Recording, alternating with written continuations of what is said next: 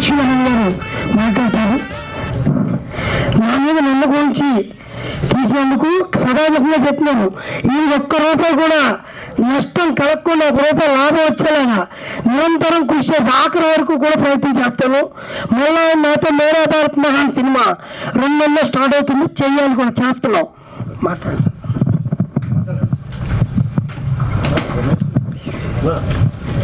గాలి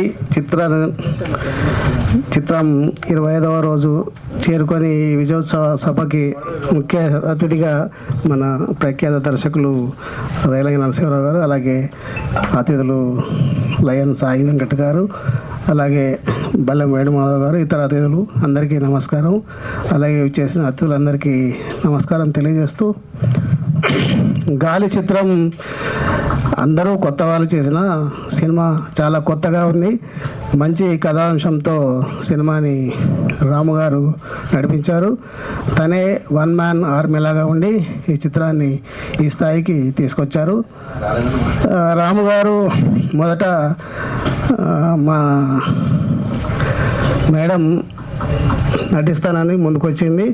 వారితో ఆ పరిచయ క్రమంలో వారి భరోసాతో చిత్ర నిర్మాణానికి కూడా అడుగు వేయడం జరిగింది. అలా ఒక 1 year పాటు రాము గారితో ఈ చిత్ర ప్రయాణం జరిగింది. నేడు ఈ దశకు తీసుకొచ్చిన రాము గారికి ప్రత్యేక అభినందనలు, శుభాకాంక్షలు తెలియజేస్తూ అందరికీ థ్యాంక్ యూ.